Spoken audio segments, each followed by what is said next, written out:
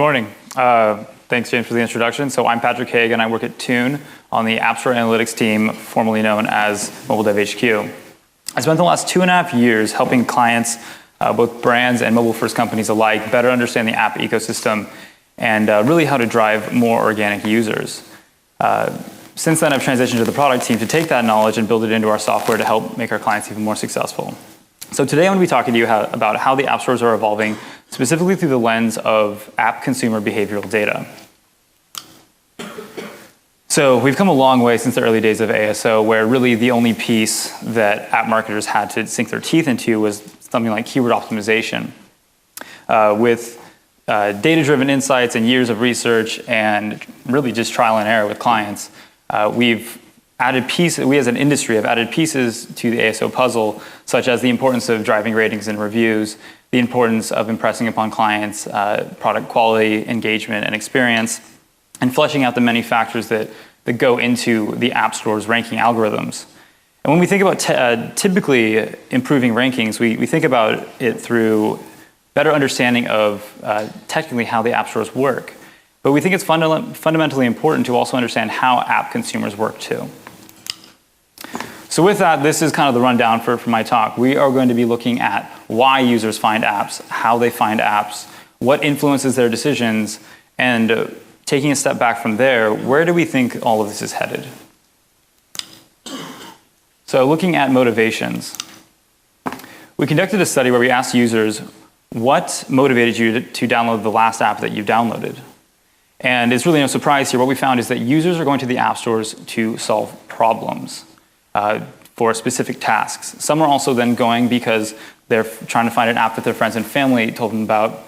And then some are going just to browse the top charts.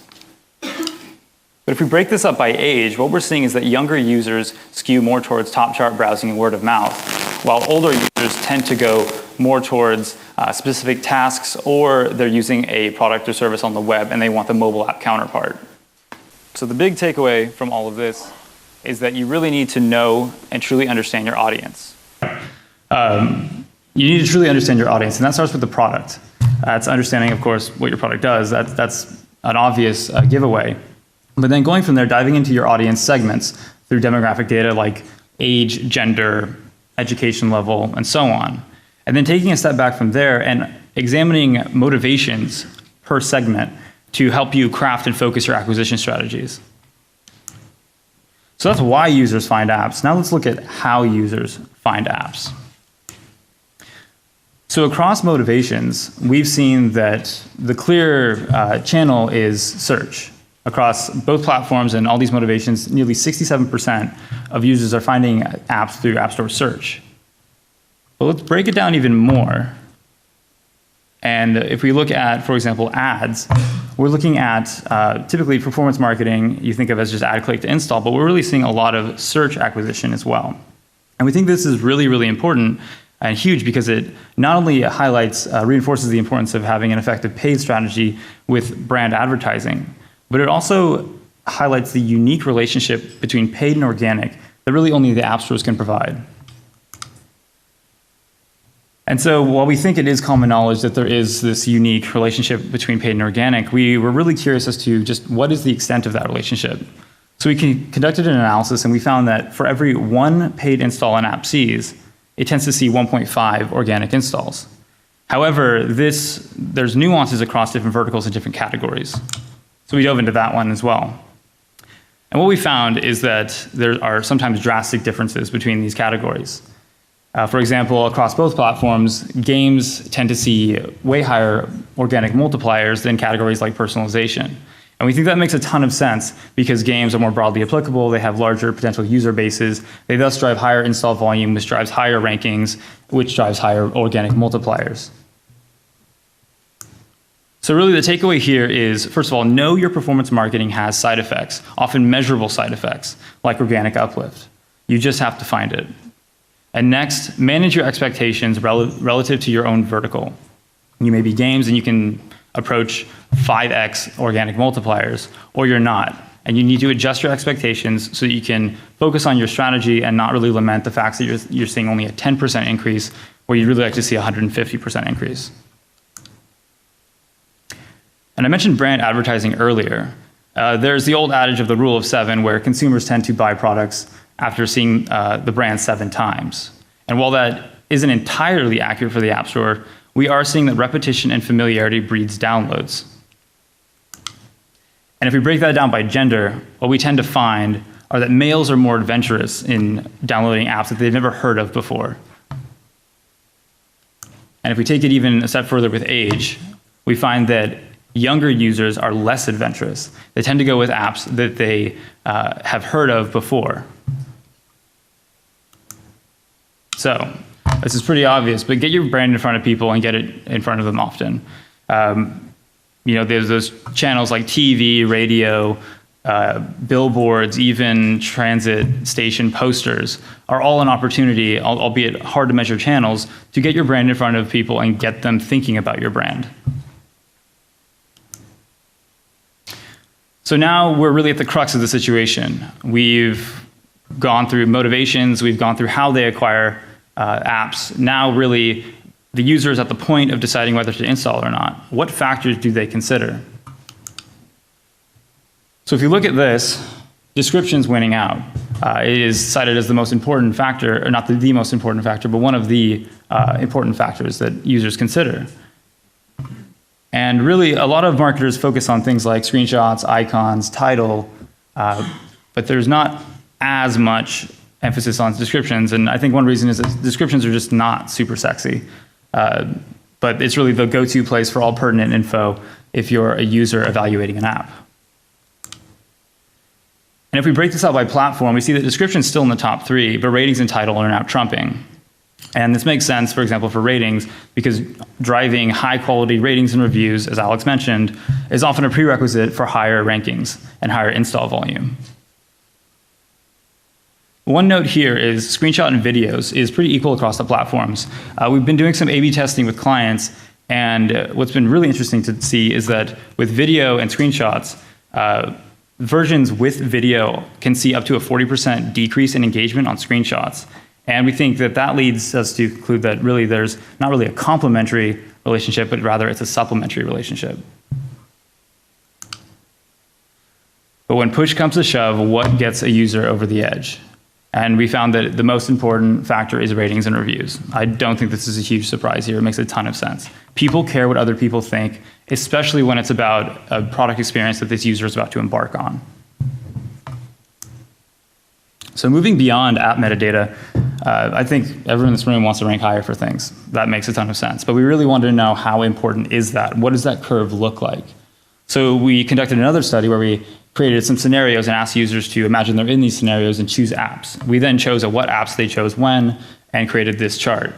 So what you're seeing here is that for iOS, over 80% of the apps chosen were in the top 10. And when you look at Google Play, the curve is very similar, albeit with a longer tail. So what do you do here? Well, ideally, you rank in the top 10. I know easier said than done, but what we think this leads to is being more nuanced about your keyword choices and being realistic about your performance relative to your competitors. You can take a very graduated approach, because just because you don't rank highly for it today doesn't mean you won't tomorrow. So we know we've really grown a lot with ASO, but where do we go from here, and where do we think the future lies? Well, it's poignant to have Alex before me, because we really think it's all about deep linking. Right now, the app ecosystem is compartmentalized within apps. But as we saw in an earlier slide, app users, they don't acquire apps just for the app themselves. They're trying to solve problems. And solutions to problems often lie within the content within the apps, or actions that the user could take within the app.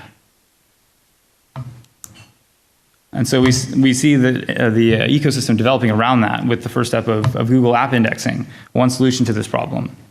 Of course, Google App Indexing will be talked about later by the Google guy, but really talking about when a user searches for something within Chrome or the Google app, allowing the user to either open that content natively, or if they don't have that, installing the app and then looking at the content. And we think that this is a great interface, and it obviously is integrated with platforms that we use daily, like Chrome and the Google app, but it's still tied to the web. And it's currently available for Android, but in a more limited way for iOS. I think it's in limited release. And it's still up to the user to use Chrome or the Google app and to be signed in. And with this just past WWDC, there's some uncertainty about the future of app indexing, especially in light of iOS 9. So speaking of iOS 9, Apple announced at WWDC Universal Links. And so this is a way to easily open apps using traditional HTTP URLs. That is the same link that opens the website will open the app. And we think that it's very easy to implement because it's using traditional HTTP URLs. But there is the issue of it doesn't quite address discoverability. That is, if a user clicks on a universal link within an app and that is supposed to take them to a different app, but they don't have that app, it falls back to the mobile web. Whereas Google App Indexing provides the user with a choice. They can either view the content on mobile web, or they can go ahead and download the app and view the content natively. But Apple also announced two very interesting developments in this arena with two new APIs, NS User Activity and Core Spotlight. So NS User Activity is going to allow developers and marketers to flag certain app activities, for example, booking a flight, as indexable via certain metadata. Core Spotlight, on the other hand, will allow developers and marketers to flag specific app content as indexable, again, via certain metadata. And we think this is really interesting because it's relatively easy to implement, and it's tied into iOS through the OS, at the OS level. However, it's a re-engagement issue, and sorry, totally blanking on this one. Right. And there is the issue of metadata constraints. So we don't know, for example, keyword length. We don't know how many keywords you're going to be able to use, and we also don't know character count. And then there's the greater question of we don't know what percentage of users are even adopting Spotlight Search as a hub of discovery, of seeking, and of app exploration. However, we are seeing very interesting developments in this ecosystem, and we are betting hugely on deep links as a place for ASO to expand into, both into the realm of keyword optimization and traditional SEO. So we've come a long way from the early Stone Age days of ASO, but we have a lot more to grow into. And we do think that the future is very bright, especially with technologies like deep linking. I hope this data has been useful for you, and if you have any questions, feel free to find me afterwards. Thank you.